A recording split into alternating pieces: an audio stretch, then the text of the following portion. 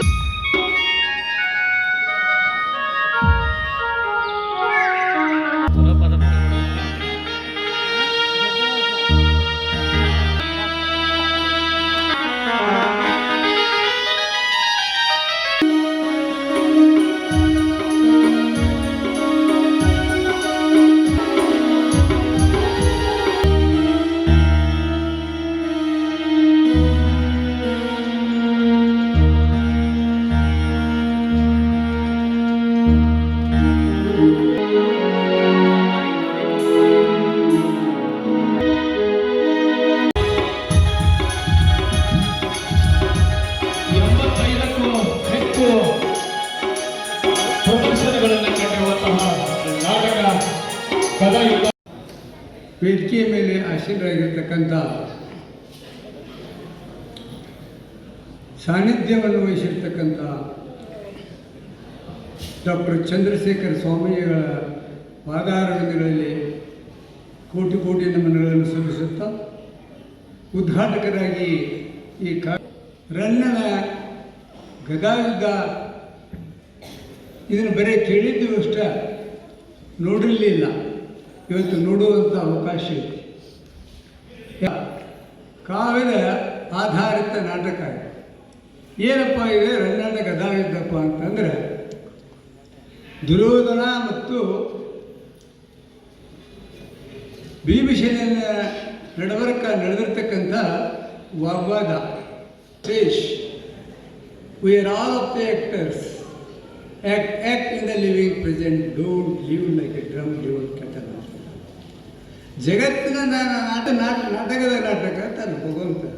ಆದರೂ ಈ ನಾವು ಮಾಡ್ತಿರತಕ್ಕಂಥ ತಪ್ಪುಗಳನ್ನು ನಾಟಕದ ಮೂಲಕ ತಿದ್ದುಪಡಿಸಬೇಕಾಗತ್ತೆ ಅಂತ ತಿಳ್ಕೊಂಡು ನಾಟಕಗಳು ಹುಟ್ಟಿದ್ವಿ. ಸಾಮಾಜಿಕ ನಾಟಕಗಳು ಯಾಕೆ ಹುಟ್ಟಿದಪ್ಪ?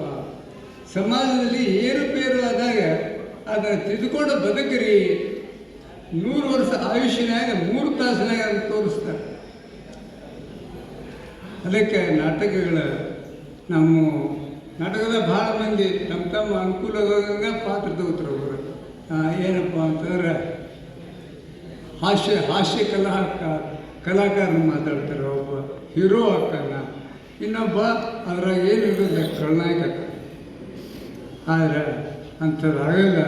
ನಾಟಕದಲ್ಲಿರ್ತಕ್ಕಂಥ ಸದ್ಗುರುಗಳನ್ನು, ಸಹವಿಚಾರಗಳನ್ನು, ಸುವಿಚಾರಗಳನ್ನು ಆಯ್ಕೆ ಮಾಡಿಕೊಂಡು ನಾವು ಬದುಕಿದ್ರೆ ನಮ್ಮ ಜೀವನ ಶ್ರೇಷ್ಠ ಆಕೈತಿ ಅಂತ ಹೇಳ್ತಾ ನನ್ನ ಮಾತಿಗೆ ನನ್ನ ಗುರುಮಂದಿರದಲ್ಲಿ ಸ್ಥಾಪಿಸಿಕೊಂಡು ಇವತ್ತಿನ ಈ ನಟರಾಜ ಹವ್ಯಾಸಿ ಕಲಾ ತಂಡ ಲೋಕಾಪು ಹಾಗೂ ಕನ್ನಡ ಸಂಸ್ಕೃತಿ ಇಲಾಖೆ ಬೆಂಗಳೂರು ಇವರ ಒಂದು ಸಹಯೋಗದಲ್ಲಿ ಪೌರಾಣಿಕ ನಾಟಕೋತ್ಸವ ಕಾರ್ಯಕ್ರಮದ ಅಧ್ಯಕ್ಷತೆಯನ್ನು ವಹಿಸಿರ್ತಕ್ಕಂತಹ, ನಾಟಕ ಅಂತಂದ್ರೆ ಏನು? ಪ್ರೇಕ್ಷಕರ ಮನಸ್ಸನ್ನು ಯಾವುದು ರಂಜಿಸ್ತದನೋ ರಂಜಿಸ್ತಕ್ಕಂತಹ ಕಲೆಯನ್ನು ನಾವು ನಾಟಕ ಅಂತ ನಾವು ಹೇಳ್ತೀವಿ. ಹಾಗಾದರೆ ಪೌರಾಣಿಕ ನಾಟಕ ಅಂತಂದ್ರೆ ಏನು? ಐತಿಹಾಸಿಕ ಹಿನ್ನೆಲೆಯನ್ನು ಹೊಂದಿರತಕ್ಕಂತಹ ನಾಟಕಕ್ಕೆ ನಾವು ಪೌರಾಣಿಕ ನಾಟಕ ಅಂತ ನಾವು ಹೇಳ್ತೀವಿ. ಅಂತಹ ಪೌರಾಣಿಕ ನಾಟಕದಲ್ಲಿ ಒಂದಾಗಿರ್ತಕ್ಕಂಥದ್ದು ಯಾವುದು ಅಂತಂದರೆ ಗದಾಯುದ್ಧ. ಅಂದರೆ ಗದಾಯುದ್ಧ ಯಾರು ರಚನೆ ಮಾಡಿದ್ದಾರೆ? ರನ್ನ ರಚನೆ ಮಾಡಿದ್ದಾರೆ. ರನ್ನ ಎಲ್ಲಿಯವರು? ಮುಧೋಳದವರು ಎಂಬತಕ್ಕಂಥದ್ದು ನಮಗೆ ಹೆಮ್ಮೆ. ರನ್ನನ ಬಗ್ಗೆ ಇರತಕ್ಕಂತಹ ಅಭಿಮಾನ ಹೊರನಾಡಿನಲ್ಲಿ ಬಹಳಷ್ಟು ಜನ ರನ್ನನ ಒಂದು ಅಭಿಮಾನಿಗಳಿದ್ದಾರೆ.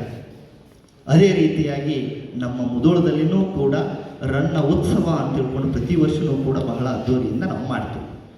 ಯಾಕೆ ರನ್ನನಿಗೆ ಅಷ್ಟೊಂದು ಮಹತ್ವ ಯಾಕೆ? ರನ್ನ ಒಬ್ಬ ಕವಿ ಹೇಳ್ತಾನೆ, ರನ್ನ ಕೇವಲ ಕವಿಯಲ್ಲ, ಆತ ಸಿಡಿಲ ಮರಿ ಅಂತ ಹೇಳ್ತಾರೆ. ಕೇವಲ ಕವಿ ಮಾತ್ರ ಅಲ್ಲ, ಆತನ ಸಾಹಿತ್ಯ ಹೆಂಗದಾವ ಅಂತಂದ್ರೆ ಸಿಡಿಲ್ ಇದ್ದಂಗೆ ಅದಾವ. ಅಂತಹ ಸಾಹಿತ್ಯವನ್ನ ಕೊಟ್ಟಿರ್ತಕ್ಕಂಥವರು ರನ್ನ. ಆತನ ಒಂದು ಪದ್ಯ ನೆನಪಾಗ್ತದೆ, ಏನು ಅಂತಂದ್ರೆ ದುರ್ಯೋಧನ ವಿಲಾಪ. ದುರ್ಯೋಧನ ವಿಲಾಪದೊಳಗೆ, ಆ ಮಹಾಭಾರತದೊಳಗೆ ಆ ದುರ್ಯೋಧನ ತನ್ನೆಲ್ಲ ಒಂದು ಸೈನಿಕರನ್ನ, ತನ್ನೆಲ್ಲ ಬಳಗವನ್ನ ಕಳೆದುಕೊಂಡು ಆತ ದುಃಖಿಸ್ತಾ ಇರ್ತಾನೆ. ದುಃಖಿಸಿ ಆತ ಆ ಒಂದು ಯುದ್ಧ ಭೂಮಿಯಲ್ಲಿ ಹಾದು ಭೀಷ್ಮಾಚಾರ್ಯರ ಒಂದು ಭೇಟಿಗಾಗಿ ಹೋಗಬೇಕಾಗಿರತಕ್ಕಂಥ ಒಂದು ಸಂದರ್ಭ. ಆ ಸಂದರ್ಭವನ್ನ ಈ ರನ್ನ ಯಾವ ರೀತಿಯಾಗಿ ವರ್ಣಿಸ್ತಾನೆ ಅಂತಂದ್ರೆ ಹೇಳ್ತಾರೆ, ಉಡಿದಿರ್ದ ಕೈದು ನೆತ್ತರ ಕಡಲೊಳ ಅಡಿಗಡಿಗೆ ತಳಮಣ್ಣು ಉರ್ಚುತ್ತೀರೆ, ಕಾಲಿಡಲೆಡೆ ಒಡೆಯದೆ ಕುರುಪತಿ ದಡಿಗವೆಣ್ಣಂಗಳನ್ನೇ ದಾಟಿ ಮೆಲ್ಲನೆ ನಡೆದವು. ನೋಡ್ರಿ, ಎಂತಹ ಒಂದೊಂದು ಶಬ್ದದಲ್ಲಿನೂ ಕೂಡ ಎಂತಹ ತೂಕ ಇದೆ ನೋಡ್ರಿ. ಉಡಿದಿರ್ದ ಕೈದು ನೆತ್ತರ ಕಡಲೊಳಗೆ, ಆತ ಹೆಂಗ್ ಹೊಂಟಾಣ ಅಂತಂದ್ರೆ ನೆತ್ತರದ ಒಂದು ಕಡಲು, ರಕ್ತದ ಒಂದು ಮಡುವು ಹಬ್ಬಿ ಬಿಟ್ಟದಂತೆ, ಬಿದ್ದು ಬಿಟ್ಟದಂತೆ. ಅದರ ಒಳಗ ಎಲ್ಲಾ ಬಾಣಗಳು ಹೆಂಗಾಗಿಬಿಟ್ಟಾವ ಅಂತಂದ್ರೆ ಮುರಿದು ಬಿದ್ದು ಬಿಟ್ಟಾವಂತ. ಆ ಮುರಿದಿರ್ತಕ್ಕಂತಹ ಬಾಣಗಳು ಈತನ ಕಾಲಿಗೆ ಚುಚ್ಚುತ್ತಾ ಇದ್ದಾವಂತೆ, ದುರ್ಯೋಧನನ ಕಾಲಿಗೆ ಚುಚ್ಚುತ್ತಾ ಇದ್ದಾವಂತೆ. ಮುಂದೆ ಹಾಗೆ ಹೋಗ್ತಾನೆ, ದಡಿಗವೆಣ್ಣಂಗಳನ್ನೇ ದಾಟಿ, ಭಾರೀ ಹೆಣಗಳ ರಾಶಿಯನ್ನ ದಾಟಿ ಆತ ಏನ್ ಮಾಡಿದ ಅಂತಂದ್ರೆ ಮೆಲ್ಲನೆ ನಡೆದವು. ನೋಡ್ರಿ, ಎಂತಹ ಒಂದು ಅದ್ಭುತವಾಗಿರ್ತಕ್ಕಂತಹ ಒಂದು ರಚನೆ ಆ ಒಂದು ರನ್ನನದು. ಮುಂದೆ ಹೇಳ್ತಾರೆ, ಇವಶೈಲಂಗಳನ್ನ ಏರಿ ಏರಿ ರುದಿರ ಸ್ತೋತ್ರಗಳನ್ನು ದಾಟಿ ದಾಟಿ ಇವದೋರ್ ನಿರ್ಲಲತ ಪ್ರತಾನ ವಿಪೀನ ರಾತಂಗುಗಳೋಳ್ ಸಿಲ್ಕಿ ಸಿಲ್ಕಿ. ಅಂದ್ರೇನು, ಆ ಒಂದು ರಕ್ತದ ಒಂದು ನದಿಗಳನ್ನ ದಾಡ್ತಾ ದಾಡ್ತಾ ಆತ ಏನ್ ಮಾಡ್ತಾ ಇದ್ದಾನೆ ಅಂತಂದ್ರೆ ಹೋಗ್ತಾ ಇದ್ದಾನೆ. ಅಂದ್ರೆ ಈ ಒಂದು ಮಾತನ್ನ ನಾ ಯಾಕೆ ಹೇಳಿದೆ ಅಂತಂದ್ರೆ, ಅವನ ಸಾಹಿತ್ಯ ಸಿಡಿಲಿನ ಸಾಹಿತ್ಯ. ಅಂತಹ ಅದ್ಭುತವಾಗಿರ್ತಕ್ಕಂಥ ಸಾಹಿತ್ಯವನ್ನ ಕೊಟ್ಟಿರ್ತಕ್ಕಂಥವ್ರು ಯಾರು ಅಂದ್ರೆ ರನ್ನ ಅಂತ. ಅದನ್ನೇ ಈ ಒಂದು ಗದಾಯುದ್ಧದೊಳಗೆ ವೈಶಂಪಾಯನ ಸರೋವರದೊಳಗೆ ಆ ಒಂದು ದುರ್ಯೋಧನ ಏನ್ ಮಾಡ್ಯಾರ ಅಂತಂದ್ರೆ, ವೈಶಂಪಾಯನ ಸರೋವರದೊಳಗೆ ಕುಂತಾರ. ಭೀಮನ ಒಂದು ಗರ್ಜನೆ ಏನೋ, ನೀರೊಳಗಿದ್ದು ಬೆವರ್ತಂ ಉರಗ ಪತಾಕಂ, ನೀರೊಳಗಿದ್ದನ ಆತ ಏನ್ ಮಾಡಿದ ಅಂದ್ರೆ ಬೆವತಿದ್ದಂತ. ಅಂದ್ರೆ ಆ ರೀತಿಯಾಗಿರ್ತಕ್ಕಂತಹ ಸಾಹಿತ್ಯವನ್ನ ಏನ್ ಮಾಡ್ಯಾರ ಅಂತಂದ್ರೆ ರನ್ನ ಕೊಟ್ಟಿದ್ದಾರೆ. ಅಂತಹ ಒಂದು ಗದಾಯುದ್ಧ ಎಂಬತಕ್ಕಂತಹ ನಾಟಕ, ಆ ನಾಟಕ ಹೇಳೋದಕ್ಕಿಂತ ನೋಡಿದ್ರಿ ಅಂತಂದ್ರೆ ಮನಸ್ಸು ತುಂಬಿ ಬರ್ತದೆ. ಆದ್ರೆ ಇವಾಗಿನ ಕಾಲದೊಳಗೆ ಏನದಾವ ಅಂತಂದ್ರೆ ಯೂಟ್ಯೂಬ್, ಬರೀ ಫೋನಿನಾಗ ಹೊಡೆದು ಬಿಟ್ರೆ ಸಾಕು, ರನ್ನನ ಗದಾಯುದ್ಧ ಅಂದ್ಕೂಲೆ ನಾಟಕನ ಬರ್ತದೆ. ಆದ್ರೆ ಯೂಟ್ಯೂಬ್ದಾಗ ನೋಡಿದ್ರಿ ಅಂದ್ರೆ ನಿಮ್ಗೆ ರಸಾಸ್ವಾದ ಆಗೋದಿಲ್ಲ.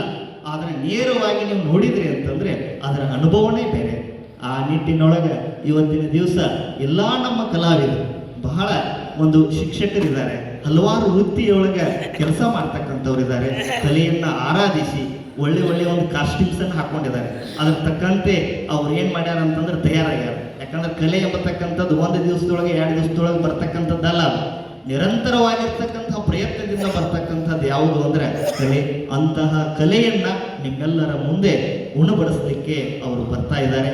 ಹಾಗೆ ಪೌರಾಣಿಕ ನಾಟಕಗಳನ್ನ ನೋಡೋದರಿಂದ ನಮ್ಮಲ್ಲಿ ಸಂಸ್ಕೃತಿ ಸಂಸ್ಕಾರಗಳು ಬೆಳೀಲಿಕ್ಕೆ ಸಾಧ್ಯ ಆಗ್ತದೆ. ನಾವು ನೀವೆಲ್ಲರೂ ಕೂಡ ಪೌರಾಣಿಕ ನಾಟಕಗಳನ್ನ ಪ್ರೋತ್ಸಾಹಿಸೋಣ. ಈ ಒಂದು ರಂಗಣ್ಣವರ ದಂಪತಿಗಳು ಬಹಳ ಒಳ್ಳೆಯ ಒಂದು ಆದರ್ಶ ದಂಪತಿಗಳವರು. ಒಂದು ಅವರ ಮೂಲ ಹಿನ್ನೆಲೆ ಆ ಒಂದು ನಾಟ್ಯದ ಆ ಒಂದು ಕಲೆಯಿಂದ ಬಂದಿರತಕ್ಕಂಥ ಒಂದು ಹಿನ್ನೆಲೆಯನ್ನ ಹೊಂದಿರತಕ್ಕಂಥವರು. ಪ್ರತಿ ವರ್ಷನೂ ಕೂಡ ಈ ಒಂದು ನಾಟ್ಯವನ್ನ ಒಂದೊಂದು ಕಡೆ ಅವರು ಮಾಡ್ತಾ ಬಂದಿದ್ದಾರೆ. ಆ ಒಂದು ಅವರ ಜೊತೆಗೆ ಹಲವಾರು ಕಲಾವಿದರಿದ್ದಾರೆ. ಆ ಎಲ್ಲ ಕಲಾವಿದರಿಗೆ ಆ ಪರಮಾತ್ಮನ ಆಶೀರ್ವಾದ ಆಯುಷ್ಯು ಅವರಿಗೆ ಅನುಗ್ರಹಿಸಲಿ ಎಂಬತಕ್ಕಂತಹ ಮಾತನ್ನ ಹೇಳ್ತಾ ನನ್ನ ಒಂದೆರಡು ಮಾತುಗಳು. Hello hello hello Kannada Sanskrit ಎರಡರಲ್ಲೂ ಬೆಳೆಸಿ ಬರೆದ ಕಾವ್ಯ, ಕನ್ನಡ ಸಾಹಿತ್ಯ ಚರಿತ್ರೆಯಲ್ಲಿ ಕನ್ನಡ ಸಾಹಿತ್ಯ ಚರಿತ್ರೆಯಲ್ಲಿ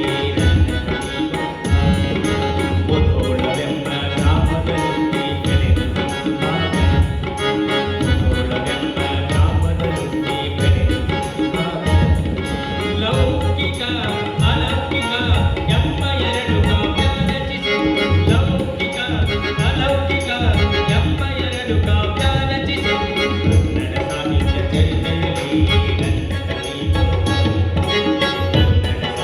ಚರಿತ್ರೆಯಲ್ಲಿ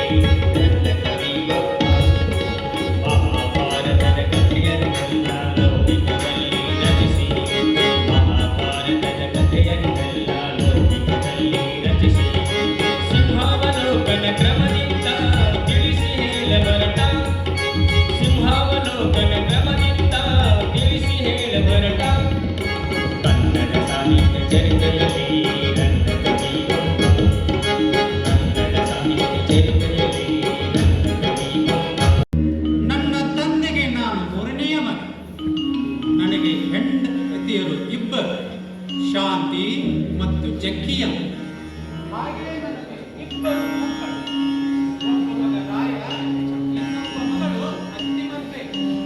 ಓ, ಅತ್ತಿಮಬ್ಬೆ ಎಂದರೆ ಗಾಬರಿಯಾಗಬೇಡ. ನನ್ನಿಂದ ರಚಿತ ತೀರ್ಥಂಕರ ಪುರಾಣವೆಂಬ ಜನಕಥೆಯನ್ನು ಬರೆಯಿಸಿ ದಾನ ಮಾಡಿದ ದಾನ ಚಿಂತಾಮಣಿ ಆ ಅತ್ತಿಮಬ್ಬೆಯ ನೆನಪಿಗೋಸ್ಕರ ನನ್ನ ಮಗಳಿಗೆ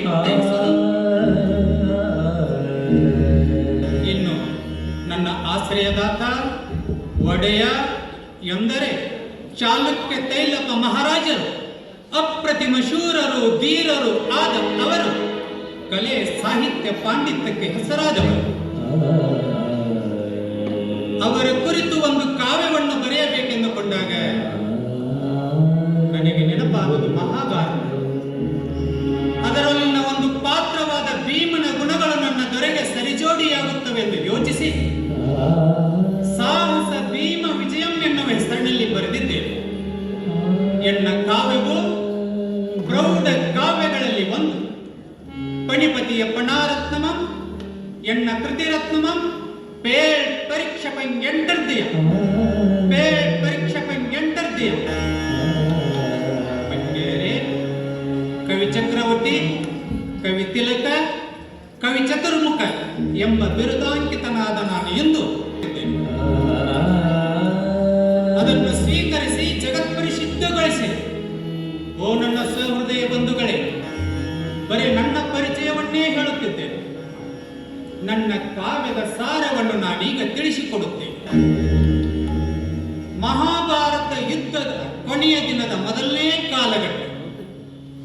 ಕೌರವನು ಪಾಂಡವರೊಂದಿಗೆ ಯುದ್ಧ ಮಾಡಿ ತನ್ನೆಲ್ಲ ಸಮಸ್ತ ಬಂಧು ಬಾಂಧವರನ್ನು ಕಳೆದುಕೊಂಡು ಏಕಾಂಗಿಯಾದ ದುರ್ಯೋಧನನು ದುಃಖ ಮತ್ತು ಆಕ್ರೋಶಗಳಿಂದ ಕುರುಕ್ಷೇತ್ರ ಭೂಮಿಯಿಂದ ಹೊರಬರುತ್ತಿದ್ದಾನೆ.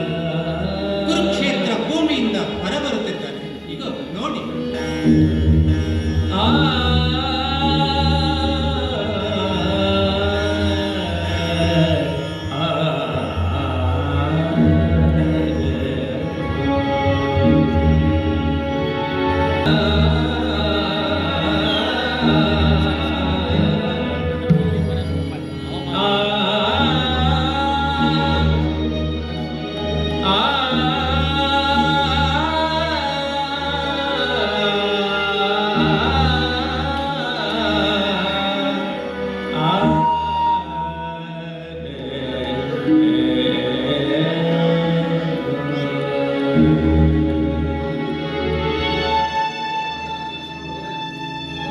ಮಹಾರಾಜ, ಮುಂದಿನ ತಮ್ಮ ನಿರ್ಧಾರವೇನು ಮಹಾರಾಜ?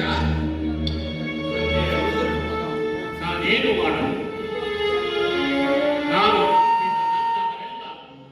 ಈ ಯುದ್ಧದಲ್ಲಿ ಪಾಂಡವರಿಗೆ ರಾಜ್ಯ ನನ್ನ ಹಿರಿಯರಾದ ದ್ರೋಣಾಚಾರ್ಯ, ಆತ್ಮಮಿತ್ರನಾದ ಕರ್ಣ, ಪ್ರಿಯ ಸಹೋದರನಾದಿಯಾಗಿ ಎಲ್ಲರೂ ನನ್ನ ಬಿಟ್ಟು ಹೋದರು. ಈಗ ಉಳಿದಿರುವುದು ನಾನೊಬ್ಬನೇ ಸಂಜಯ.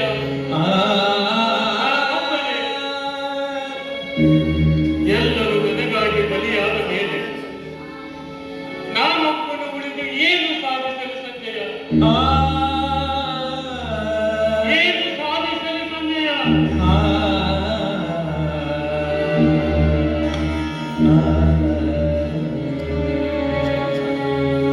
ಇಲ್ಲ, ನನ್ನ ನೋವಿಗೆ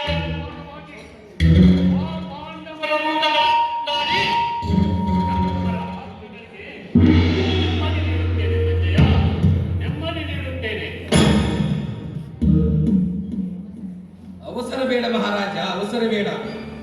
ತಾಳ್ಮೆಯಿಂದ ಯೋಚಿಸಿ ನಿರ್ಧಾರ ತೆಗೆದುಕೊಳ್ಳಿ. ಪಾಂಡವರು ಸಾಮಾನ್ಯರಲ್ಲ. ದೃಢಮನಸ್ಕನಾದ ಪಾರ್ಥನು ಶಿವನಿಂದ ಪಾಶುಪತಾಸ್ತ್ರವನ್ನು ಪಡೆದು ಇಂದ್ರನಿಂದ ಅರ್ಧಾಸನ ಗೌರವವನ್ನು ಪಡೆದಿದ್ದಾನೆ. ಇನ್ನು ಭೀಮ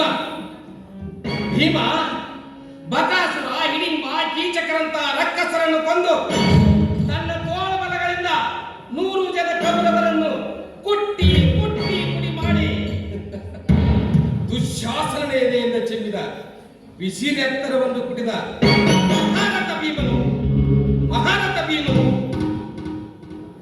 ಇನ್ನು ನೀವಾದರೂ ಸಮರ್ಥರು. ಸಾಕು ಮಾಡು ಸಂಜಯ. ಅವನು ಮಹಾರಥನಂತೆ, ನಾನು ಸಮರ್ಥನಂತೆ. ಬೇರೆಯವರನ್ನ ಹೊಗಳಿ ನಮ್ಮನ್ನ ತೆಗೆದುವ ನೀನು ಆ ಭೀಷ್ಮ ದ್ರೋಣರಂತೆ ಕಾಣುತ್ತೀಯ. ಆ ನಿನ್ನ ಮಹಾರಥ ಶಕ್ತಿಯು ನನ್ನ ಶಕ್ತಿಯನ್ನು ಅರಿಯದೆ ನನ್ನನ್ನ ಲಘುವಾಗಿ ಪರಿಗಣಿಸಿದೆ. ಈ ಸಂಸ್ಕೃತದ ವೀರನನ್ನ ಎದುರಿಸಬಲ್ಲ ವೀರನಂತೆ ನರ ತೈಲವನ್ನು ಕುಡಿದು ಅಟ್ಟಹಾಸದಿಂದ ನಡೆಯುತ್ತಿರುವ ಆ ನಿನ್ನ ಮಂಡಗಳಿಯನ್ನ ಮಹಾರಥನನ್ನು ಕರೆಯುತ್ತಿದೆಯಾ? ಇದು ನಿನಗೆ ಯೋಗ್ಯವೇ? ಮೆಚ್ಚಿಸಬೇಕಾದವರನ್ನು ರೇಗಿಸಬಾರದೆಂದುಕೊಂಡು ಕೆಲ ಹೊತ್ತು ಸುಮ್ಮನಾಗಿರುತ್ತೇನೆ. ಮಹಾರಾಜ, ಇನ್ನು ನಿನ್ನ ಸೈನ್ಯದಲ್ಲಿ ಬಲಿಷ್ಠರಾದ ಬಲರಾಮ, ಅಶ್ವತ್ಥಾಮ, ಕೃಪಕೃತವರ್ಮರಿದ್ದಾರೆ. ಅವರಲ್ಲಿ ಯಾರಿಗಾದರೂ ಪಟ್ಟಗಟ್ಟಿ ವೈರಿಗಳನ್ನು ಜಯಿಸು ಮಹಾರಾಜ, ವೈರಿಗಳನ್ನು ಜಯಿಸು. ಭೀಷ್ಮರಿಂದ ದ್ರೋಣರಿಂದ ಸಾಧ್ಯವಾಗದ ಕಾರ್ಯ ಗರ್ವನಿಂದಲೂ ನನಗೆ ಸಾಧ್ಯವಿಲ್ಲ. ಇನ್ನು ಇವರಿಂದ ಸಾಧ್ಯವಾಗಿದೆ. ಭೀಷ್ಮನ ಹೊಡೆದ ಬಳಿಕ ನನಗೆ ಯಾರೂ ಇಲ್ಲದಾಯಿತು ಸಂಜಯ. ಇನ್ನು ನನ್ನ ಕಣ್ಣೀರಿಗಿಂತ ನನಗೆ ಅಭಿಷೇಕ ಮಾಡಿಕೊಡುತ್ತಿದ್ದೇನೆ. ಇನ್ನು ಶೂನ್ಯ, ಮನೆಯೂ ಶೂನ್ಯ, ಭೂಮಿಯೆಲ್ಲವೂ ಶೂನ್ಯವಾಯಿತು. ನನ್ನ ತಮ್ಮಂದಿರಿಂದ ಒಂದು ಭಾಗವರನ್ನ ಕೊಲ್ಲಿಸಿದ ನಾನು ಆ ಕ್ರೂರರಾದ ತಂದೆ ತಾಯಿಗೆ ಹೇಗೆ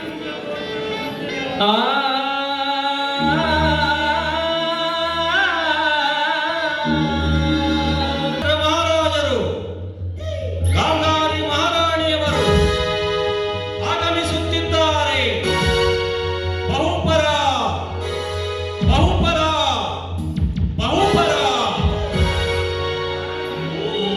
ತಂದೆ ತಾಯಿಯರು ಆಗಮಿಸುತ್ತಿದ್ದಾರೆ.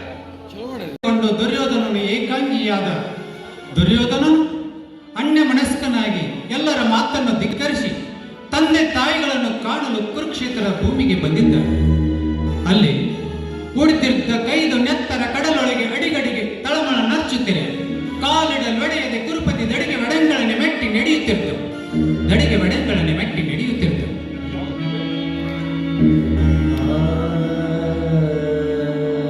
ಮಗನೇ ಕುಮಾರ, 11 ಅಕ್ಷೋಹಿಣಿ ಸೈನ್ಯಕ್ಕೆ ಒಡೆಯನಾಗಿ, ಪಟ್ಟಾಭಿಷಕ್ತ ದೊರೆಯಾಗಿ, 3 ಶ್ವೇತ ಛತ್ರಗಳ ನಡುವೆ ಮೆರೆಯುವಂತವನು ನೀನು.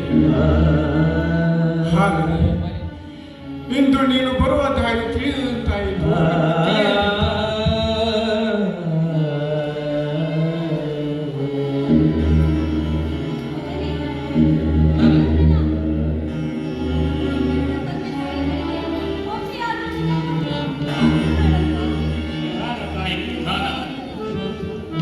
ಶತ್ರುರಾಜರನ್ನು ಸಂಹರಿಸಿ ಮಂಗಳ ಮಾನೆಗಳನ್ನು ಸ್ವಾಗತಿಸಿದವರೊಡನೆ ಬಂದು ನಿಮ್ಮನ್ನ ಕಾಣಬೇಕೆಂದು ಇಲ್ಲೇ ಮಗನೇ ಕುಮಾರ, ಭೀಮಸೇನ ಇನ್ನೂ ನಮ್ಮ ಮಾತನ್ನು ಕೇಳುತ್ತಾನೆ.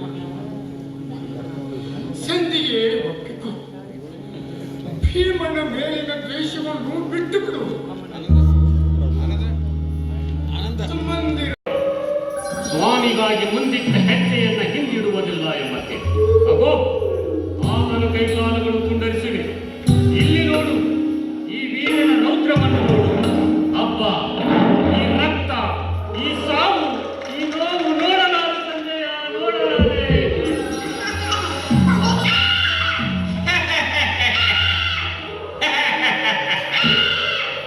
ನಿನ್ನ ತಮ್ಮನ ನೆತ್ತರವನ್ನು ಕುಡಿಯೋದವೆಂದರೆ ಅದನ್ನೆಲ್ಲ ಭೀಮನೇ ಕುಡಿದು ಬಿಟ್ಟಿದ್ದ.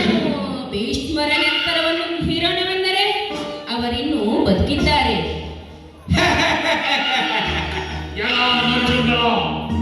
ನಿಮ್ಮ ಈಗಲೇ ಒಡೆದು ಕೊಲ್ಲುವೆನು. ನೀನು ಸರಿಯಾದ ಸಮಯಕ್ಕೆ ಬಂದೆ. ನಿನ್ನ ರಕ್ತದ ಸವಿ ನೋಡಬೇಕೆನಿಸುತ್ತಿದೆ. ಬಾ ಬಿಡು ಸಂಜಯ. ಬೇಡ ಮಹಾರಾಜ, ಈಗಲೇ ಬಂದಿದ್ದೀವಿ. ಬೇಡ ಮಹಾರಾಜ, ಬೇಡ. ಇವುಗಳ ಹೊರಟಿದ್ದೇನೆ. ನಮ್ಮನ್ನು ಹೊಡೆವೆಯಾ? ಹೊಡಿ ನೋಡೋಣ. ಹೋಗೋಣ. ದುರ್ಯೋಧನ ಅರಗಿನ ಮಣಿಯಲ್ಲಿಯೂ ವಿಷದ ಲಡ್ಡುಗಳಿಂದಲೂ ಕೊಲ್ಲಲು ಯತ್ನಿಸಿ ಪಾಂಡವರ ಹೊಟ್ಟೆಯನ್ನುರಿಸಿ ಶತ್ರುವನ್ನು ಬೆಳೆಸಿ ಚತುರ್ಥವನ್ನು ಬೆಳೆಸಿ ಭೀಮನನ್ನು ರುದ್ರ ಸ್ವರೂಪಕ್ಕೆ ತಂದ ನೀನು ಮರುಳನು ರಣರಂಗದಲ್ಲಿ ಆಡುತ್ತಿರುವ ನಾವು ಮರುಳರು. ಹೋಗೋಣ. ದುರ್ಯೋಧನ ಯಾವ ಮರುಳುಗಳ ನಿಮ್ಮನ್ನಿಲ್ಲಿವರೆಗೆ ಬಿಟ್ಟಿದ್ದು ನನ್ನದೇ ತಪ್ಪಾಯಿತು. ನಿಮ್ಮನ್ನೀಗಲೇ ವಶಿಸಿಕೊಳ್ಳುವೆ.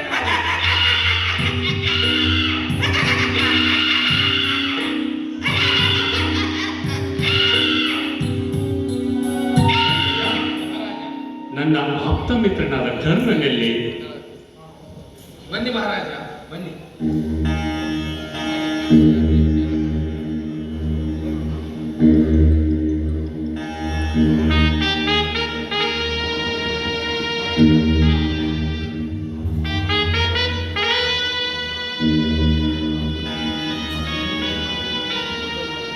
ಮಹಾರಾಜ, ಗೆಳೆಯ ಕರ್ಣ.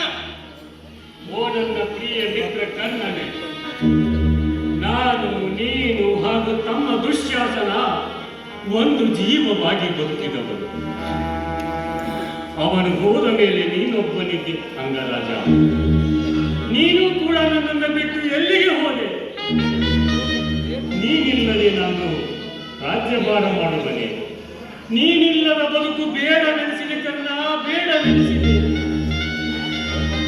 ನಿನ್ನ ಮಗನಾದ ರಸಸೇನ, ನನ್ನ ಮಗನಾದ ಲಕ್ಷ್ಮಣ ಈ ಯುದ್ಧದಲ್ಲಿ ಪಾಂಡವರೆದುರು ಹೋರಾಡಿ ಸತ್ತರು. ನೀನು ಬಂದು ನನ್ನನ್ನ ಸಮಾಧಾನಪಡಿಸುತ್ತೀಯಾ ಎಂದುಕೊಂಡಿದ್ದೆ. ಆದರೆ ನಾನೇ ಬಂದು ನಿನ್ನನ್ನು ಸಂತೈಸುವಂತಾಯಿತು.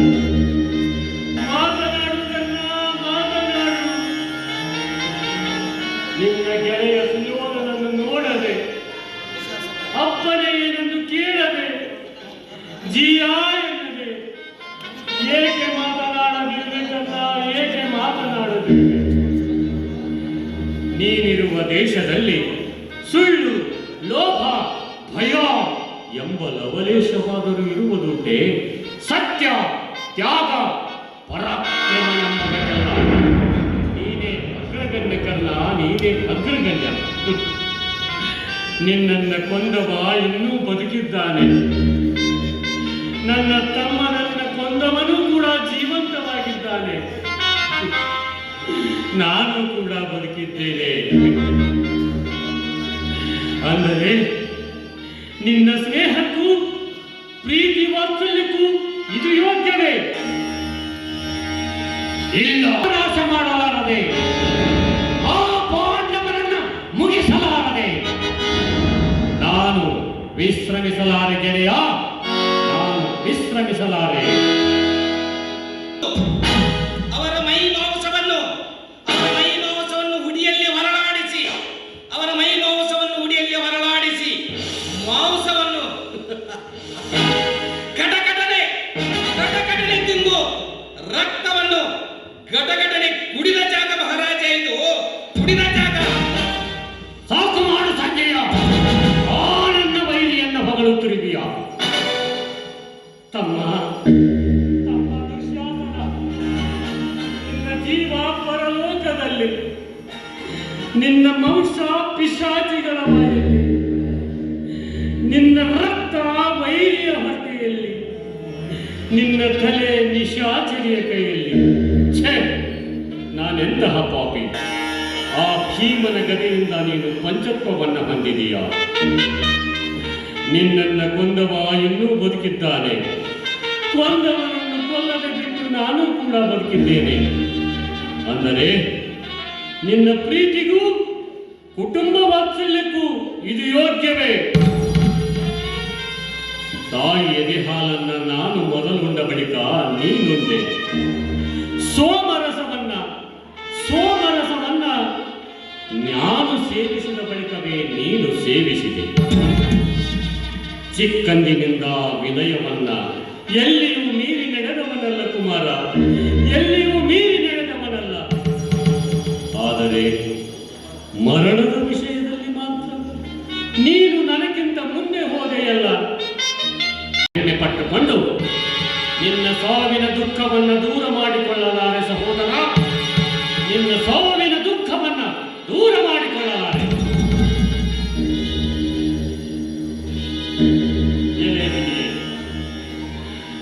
ನನ್ನ ತಮ್ಮಂದಿರ ಅಲ್ಲಿ ನರಶರ ಕೋಟಿ ಜರ್ಜರಿಸಿ ತನ್ನ ಶರೀರ ಮನಸ್ತ್ರ ವೇದನ ಪರವಶನಾಗಿ ಮಳದನಿಲ್ಲಿ ಮುಕುಂದನೇಕ ಚಿತ್ತದಿ ಸ್ಮರಿಸುತ್ತಿದ್ದುತ್ತಮ ಕುರುಭೂಮಿಯೋಳಿಗಳದ ಕುರುಪತಿ ಗಂಧನ ಪರಮಯೋಗಿ ಗಮಂತುಟಾದುದು ಮೋಹಮಾಗದೆ ಎಂತುಟಾದುದು ಮೋಹಮಾಗದೆ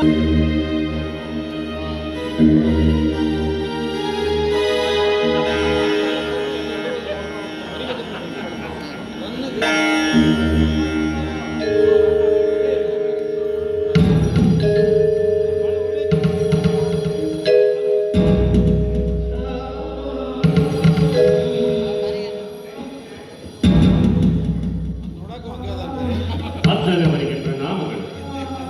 ಅಜ್ಜ, ತಾವು ಹೇಳಿದ ವಿನಯ ಗುಣಗಳನ್ನು ಮನದಲ್ಲಿಯೇ ತಿರಸ್ಕರಿಸಿ ನಿಮ್ಮ ಮಾತುಗಳನ್ನು ಧಿಕ್ಕರಿಸಿ ಆ ಭೀಮನ ಮೇಲಿರುವ ದ್ವೇಷದಿಂದ ನಿಮ್ಮನ್ನ ಅರ್ಜುನನೊಂದಿಗೆ ಹೋರಾಡುವಂತೆ ಮಾಡಿದವನು ನಾನು.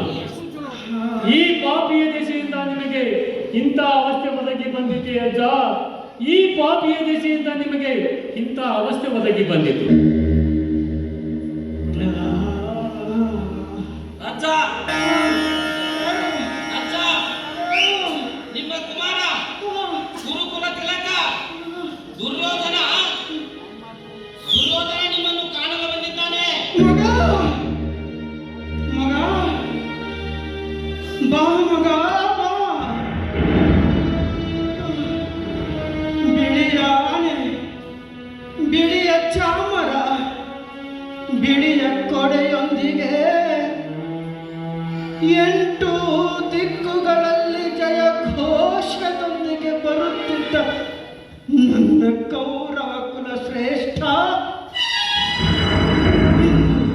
ಪರದೇಶಿಯಂತೆ ಏಕಾಂಗಿಯಾಗಿ ಬರುವ ದುರ್ಗತಿ ಬಂದಿದೆ.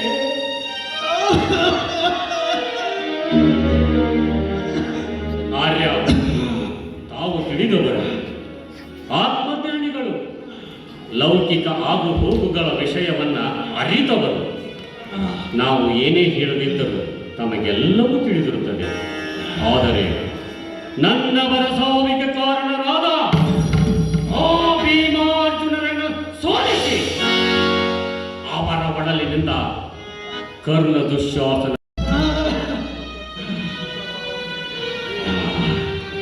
ಅಜ್ಜ, ನಿಮ್ಮಿಂದಲೂ ಒಡಂಬಡಿಕೆ ಪ್ರಸ್ತಾಪವಿಯಾದ ನಾನು ನಿಮ್ಮಲ್ಲಿ ಆಶೀರ್ವಾದ ಪಡೆದುಕೊಂಡು ಹೋಗಲೆಂದು ಬಂದೇನೆ ವಿನಃ ಒಪ್ಪಂದವನ್ನು ಏರ್ಪಡಿಸಿ ಎಂದು ಭಿನ್ನವಿಸಲು ಅಲ್ಲ. ಇನ್ನು ಮುಂದೆ ಈ ಯುದ್ಧದಲ್ಲಿ ಯಾವ ರೀತಿ ಮುನ್ನಡೆಯಬೇಕೆಂಬುದನ್ನು ತಿಳಿಸಿ ಪುಣ್ಯ ಕೊಟ್ಟಿಕೊಳ್ಳಿ. ನಾನೇನು ಈ ಮಣ್ಣಿಗಾಗಿ ಹೋರಾಡುವೆನೆಂದು ಭಾವಿಸಿದ್ರ? ನನ್ನವರನ್ನೆಲ್ಲ ನುಂಗಿದ ಈ ಭೂಮಿ ನನಗೆ ಹೊಲೆ. ಈಗ ಸಂಧಿ ಮಾಡಿಕೊಂಡರೆ ಹೇಳಿ ಜೀವಗಳ ಲೋಭಿ ದುರ್ಯೋಧನ ಎಂದು ನನ್ನನ್ನು ಹೀಯಾಳಿಸದೆ ಬಿಡುವರೆ? ಜನಕ್ಕಾಗಿ ಏನನ್ನು ಮಾಡಬಾರದು ಮಗು. ನಾವು ಮನಕ್ಕಾಗಿ ಮನವೊಪ್ಪ ಒಪ್ಪುವಂತಹ ಕಾರ್ಯ ಮಾಡಬೇಕು. ಮಗ, ನೀನು ಪಾಂಡವರೊಡನೆ ಯುದ್ಧವನ್ನು ಮುಂದುವರೆಸುವುದೇ ಆದರೆ ಜನ ನಿನ್ನನ್ನು ಹೀಯಾಳಿಸುವುದಿಲ್ಲ ಎಂದು ಅಂದುಕೊಂಡಿರುವೆಯೇನು? ಅದೆಲ್ಲವೂ ನನಗೆ ಗಮನ ಅಜ್ಜ. ನನ್ನ ಬರಸೋವಿಗೆ ಪ್ರತಿಕಾರವಾಗಿ ಆ ಪಾಂಡವರ ಸರ್ವನಾಶ ಮಾಡಲಾಗಿದೆ, ಆ ಪಾಂಡವರನ್ನ ಮುಗಿಸಲಾರದೆ. ನಾನು ವಿಶ್ರಮಿಸಲಾರೆ ಅಜ್ಜ, ನಾನು ವಿಶ್ರಮಿಸಲಾರೆ.